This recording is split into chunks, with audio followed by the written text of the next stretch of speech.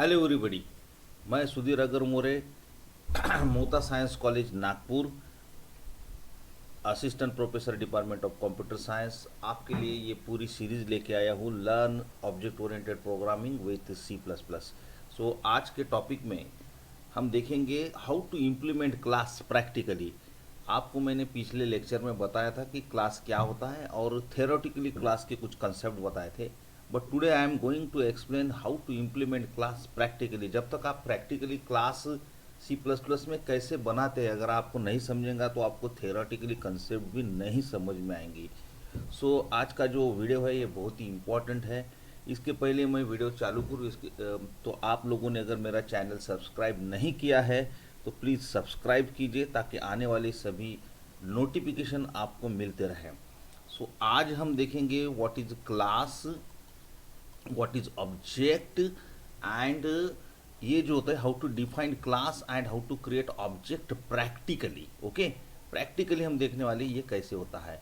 Now take example in C plus plus. So first line of the program will be hash include iostream dot H. इसके पहले जब हम सी में programme करते थे तो what will be the first line of this program, that is hash include stdio.h, but in C++ first line of the program is hash include iostream.h. Now what is the meaning of iostream? Simple. IO means input output and stream means now in C++ there is a stream. So instead of printf and scanf हमको stream use करना है C in C out. So C in is our input stream and C out is our output stream. So this is the first change in C++. Now second line जो हम यहाँ पे कर रहे हैं, now class is the new keyword which is introduced in C++. Here we creating a class and the name of the class is rectangle. हम एक rectangle नाम का क्लास बना रहे हैं। तो C++ में जब हम प्रोग्रामिंग करते हैं, ऑब्जेक्ट ओरिएंटेड प्रोग्रामिंग करते हैं, तो हम मेन पहले नहीं लिखते हैं। इस प्रोग्राम में भी मैं आपको वही बताऊंगा कि मेन पहले नहीं आएगा, पहले क्लास डेफिनेशन आएगा। Okay, after file inclusion there is a class definition. Now we are going to define a class rectangle. So first line is what class, then name of the class that is rectangle, जो मैंने red colour में लिखा है। Now open curly bracket, ये red colour में दिखा है, आपको ओपन करली ब्रैकेट देना पड़ेगा and the definition start from here. Class की डेफिनेशन यहाँ से स्टार्ट हो रही है। Now inside the class first is what private. Now private is also a new keyword in C++. These are the new keywords added. Okay, so private क्या होता है? It is access specifier. It is called access specifier and in C++ there are three access specifier. Now access specifier को another name है visibility mode. So तीन कौन कौन से है? प्राइवेट है, पब्लिक है एंड प्रोटेक्टेड है। अभी आपको ज़्यादा टेंशन लेने की ज़रूरत नहीं क्योंकि प्राइवेट पब्लिक प्रोटेक्टेड धीरे धीरे आपको समझ में जाएंगे। इन दिस प्रोग्राम मैं आपको एक्सप्लेन कर रहा हूँ प्राइवेट एंड प्रोटेक्टेड। नाउ आपको जो डेटा है, हमने जैसे पीओपी एंड ओओपी में पढ़ा था कि डेटा सिक्योरिटी ऑब्जेक्ट ओरिएंटेड में है जबकि पीओपी में नहीं है। तो इसका रीज़न ही ये है कि डेटा इनकैप्सुलेशन में भी हमने पढ़ा था कि we can hide your data. Okay, so आप अपना डेटा को हाइड करके रख सकते हो। सो वो जो डेटा हमको आपको हाइड करके रखना है, that is you have to declare in private access specifier. Using private access specifier आपको ये लिखना है। प्राइवेट के अंदर हमने लिखा है int length and breadth. Now length and breadth are called data member. It is called data member declaration. या हमने इसी की वैल्यू इनिशियलाइज नहीं किया है, just we include the line length breadth int length and breadth। so यहाँ पे हमने दो वेरिएबल डिक्लेयर किए हैं अगर सीधा सीधा बात की, but here we are not calling here what variable, it is called data member declaration. So class के अंदर डेटा मेंबर रहते हैं एंड मेंबर फंक्शन रहते हैं। So generally we declared member function in public section, so using public visibility mode. So access specifier and visibility mode, these are the same things. Now public, जो data हमको public को share करना है, वो data हम लिखते हैं public में, because that data is accessible to the other members of the class directly. But private जो डेटा है वो हिडन होता है outside the world and it cannot be directly access by the other member of the class. Public में हम अभी यहाँ पे जो लिख रहे हैं, this is what area, wide area. ना void area is a member function, it is a member function and the definition of this member function is inside the class. So यहाँ से ही हमने डेफिनेशन लिखा है ना, ये पूरी डेफिनेशन हो गई है वाइड एरिया की। This is open curly and close curly, इसके बीच में इस एरिया मेंबर फंक्शन की डेफिनेशन हुई। Actually it is a function, it is a user defined function, but in C plus plus जब आप फंक्शन कोई क्लास के अंदर लिखते हो तो it is called member function. And उसकी जो डेफिनेशन है हम दो तरह से कर सकते हैं। In this example we are defining inside the class, that is member function definition inside the class. आप उसको क्लास के बाहर भी लिख सकते हो। ये मैं नेक्स्ट लेक्चर में इनसाइड आउटसाइड और डिटेल्स देने वाला हूँ। Now concentrate on the definition of the class. अभी इसके अंदर क्या है, INT A, here again we declared a data member A and it contains or it stored the value of length into breadth. After multiplication of length and breadth, it assign the value to the A and it print area is and the value of A. So it calculate area of the rectangle. Similarly, there is another member function that is perimeter. So this is the definition of perimeter inside the class, and what it performs, just it declare P. It is also data member and it stored the value of perimeter. Perimeter का formula क्या होता है, 2 into length plus breadth, length plus breadth की addition होंगी and उसको multiplied by 2 होगा, और वाट ever जिसकी भी जो वैल्यू होंगी it will be print perimeter is P. Now this is what member function definition of area and perimeter.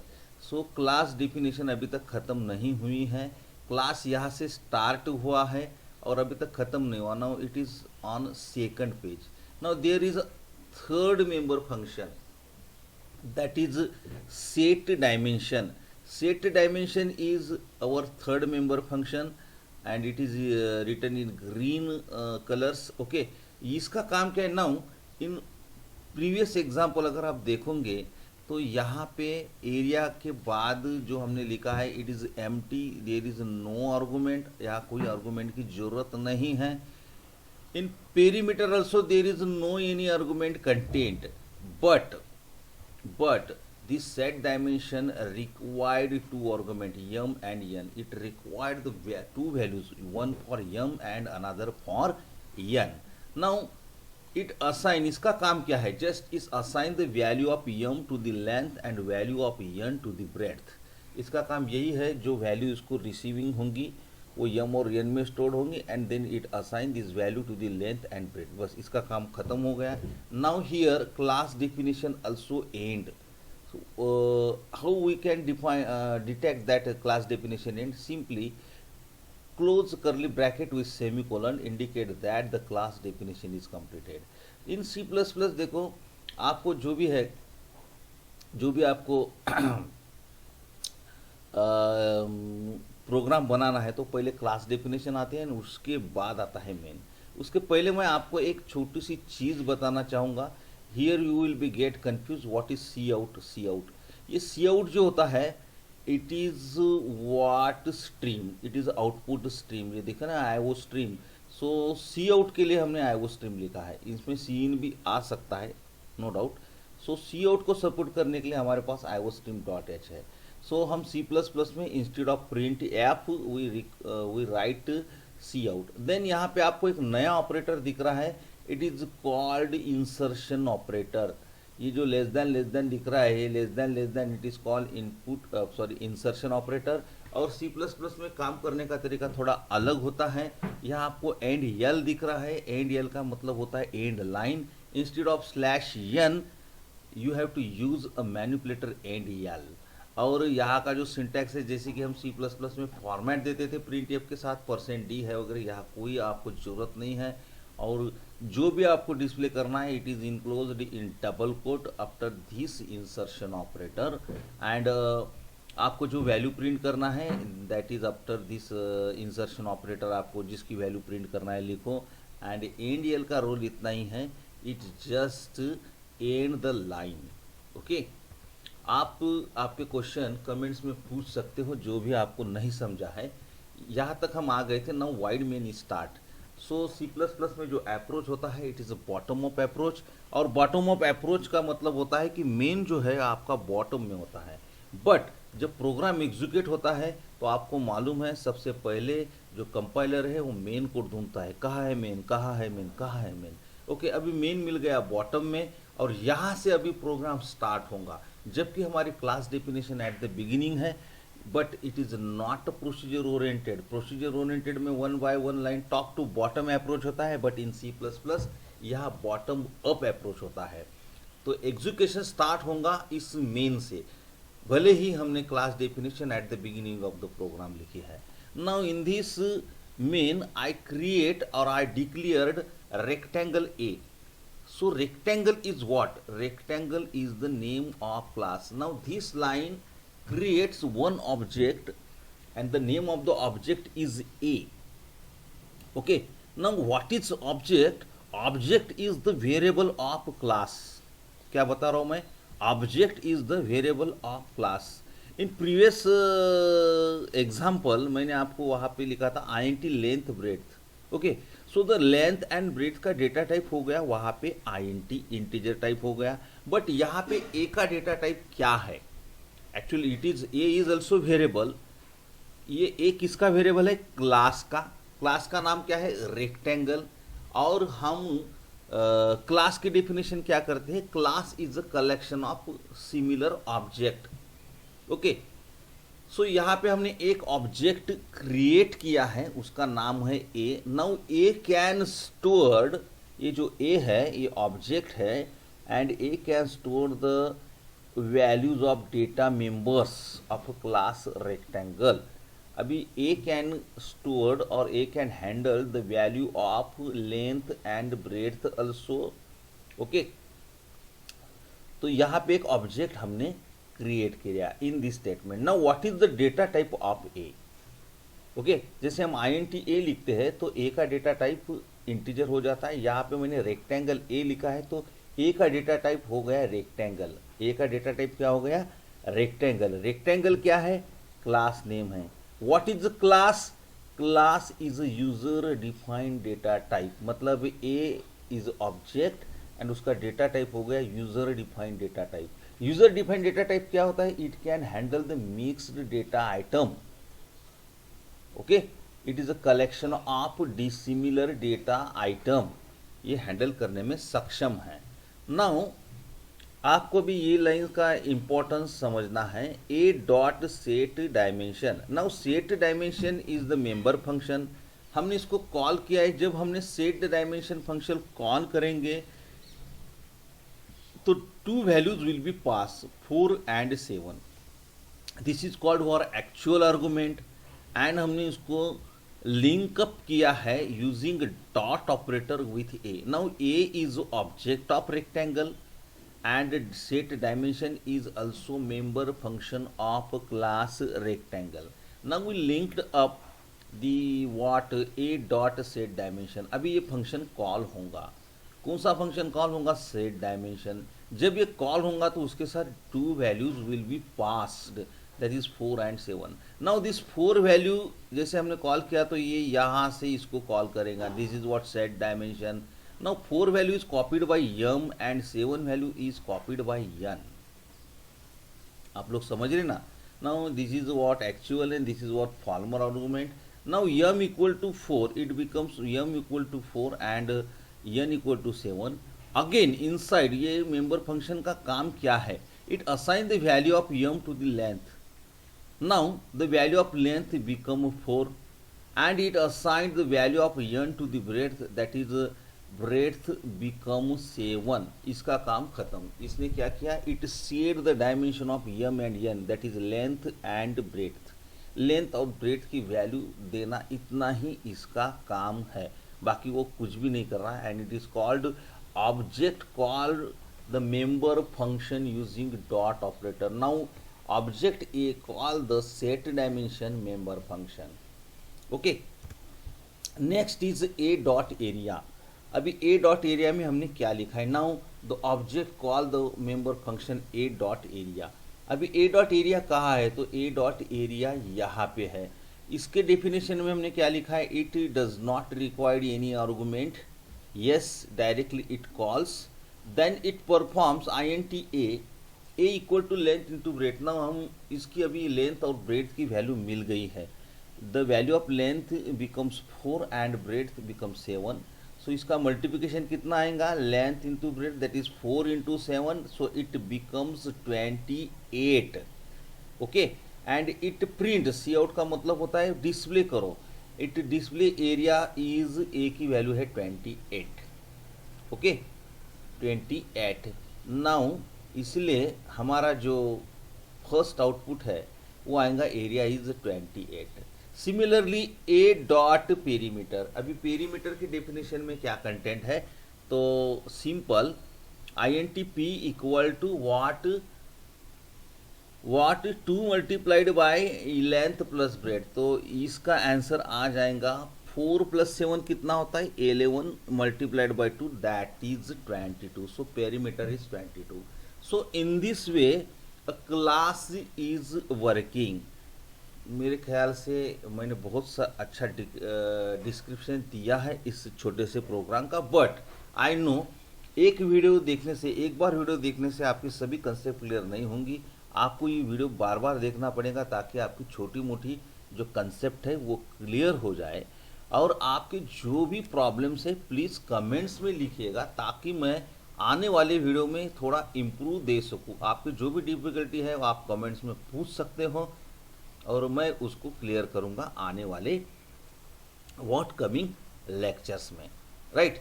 अभी यही प्रोग्राम मैं आपको प्रैक्टिकली बताने जा रहा हूँ, ताकि आपको एक कंसेप्ट समझ में आए। Now the same program I typed here. अभी देखिए इसको मैं रन कर रहा हूँ एंड यस, तो आंसर आ गया। Area is 28 and perimeter is 22। Now I change और I create another what object. Now here I type B. इसका मतलब क्या हो गया? Now it creates 2 object A, B। जैसे हम INT-A-B दे सकते हैं, लाइक दैट रेक्टेंगल। अभी यहाँ हमारे पास 2 हो गए, क्या हो गए? 2 हो गए object. Now I construct a value for B using a what member function set dimension। ओके, सेट डायमेंशन से मैं एक अलग ये कर रहा हूँ value construct. Now I construct 10 and what 20। Now for object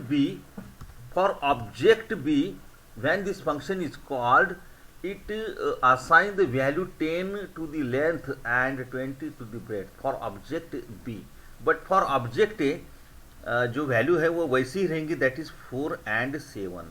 now I call the function area using a dot operator. Yes, dot operator के साथ मैं बी डॉट एरिया कॉल कर रहा हूँ। Then again I call B dot perimeter. So पहले हमने set dimension किया B के लिए, देन बी का एरिया एंड बी की पेरीमीटर। नाउ आप लोग अभी सोचो कि एरिया क्या आएगा और पेरीमीटर क्या आएगा। सिंपल, लेंथ 10 और ब्रेथ 20 होने के बाद इसका जो आंसर आएगा area, it becomes 200 and perimeter जो रहेगा वो रहेगा वाट 60। तो देखिए इसको रन कीजिए, आप इसको ऑनलाइन रन करके देख सकते हो। नाउ ये देखो answer, area is 200 and perimeter is 60। ये लाइन दोनों लग के क्यों आई उसका मैं आपको रीज़न बताऊंगा। यहाँ हमने एंड यल नहीं दिया है आफ्टर ये पेरीमीटर की डेफिनेशन जो है, यहाँ हमने एंड यल नहीं दिया था, लेकिन अब अगर आप उसको रन करते हो तो आपको ये सेपरेट में आ जाएगा। Okay, like this. So A के लिए एरिया 28 और 22 है, बट बी के लिए एरिया 260 है। वाई दिस, आपको ये क्वेश्चन आ जाए दिल में आ रहा होगा कि ये अलग अलग क्यों एरिया आया है। So this is for A and this is for object B. अगर आप कोई ऑब्जेक्ट सी क्रिएट करते हो तो उसके लिए भी वैल्यूज़ अलग कंस्ट्रक्ट होंगी। सो आपको कमेंट्स में लिखना है ये आज का वीडियो कैसा लगा, ताकि मैं आने वाले वीडियो में और कुछ इम्प्रूवमेंट कर सकूँ आपके लिए। So thank you, have a nice day, और कमेंट्स करना मत भूलिए।